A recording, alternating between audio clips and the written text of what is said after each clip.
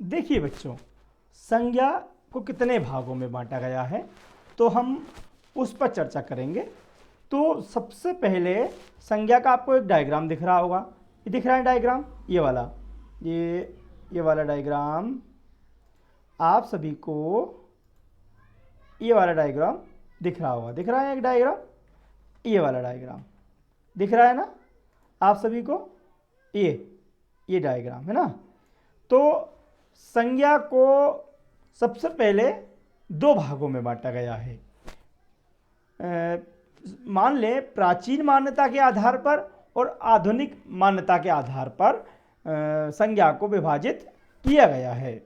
तो प्राचीन मान्यता के आधार पर संज्ञा को 5 भागों में बांटा है और आधुनिक मान्यता के आधार पर संज्ञा को 3 भागों में बांटा गया है। तो हम समझ लेते हैं प्राचीन और आधुनिक होता क्या है। तो प्राचीन क्या होता है? प्राचीन का तात्पर्य है, प्राचीन से तात्पर्य है कि पुराना, बोलते हैं ना प्राचीन समय की बात है कि एक राजा था एक रानी थी। तो प्राचीन मतलब पुराने समय की बात है। और आधुनिक, अब आधुनिक क्या होता है? आधुनिक मीन्स होता है वर्तमान, वर्तमान समय जो चल रहा है उसके विषय में बात हो रही है। कई कहानी हमने सुनी होगी कि आधुनिक समय की बात है या प्राचीन समय की बात है। तो प्राचीन मीन्स पुराना, आधुनिक मीन्स नया। अब हम आते हैं आपके संज्ञा के भेदों पर। पहला है आपका व्यक्तिवाचक संज्ञा, प्रॉपर नाउन। दूसरा है जातिवाचक संज्ञा, कॉमन नाउन। तीसरा है भाववाचक संज्ञा। चौथा है द्रव्यवाचक संज्ञा और पांचवा आपका है समूहवाचक संज्ञा।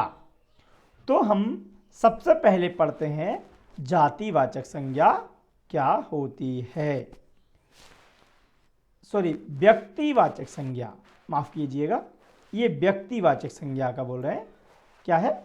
व्यक्तिवाचक संज्ञा। तो जिस शब्द से किसी एक वस्तु या व्यक्ति का बोध हो उसे व्यक्तिवाचक संज्ञा कहते हैं। अब नॉर्मल भाषा में समझे तो इससे क्या तात्पर्य होगा कि जिस शब्द से, मतलब कोई भी शब्द है उसके माध्यम से हमें पता चले कि कितने व्यक्ति हैं।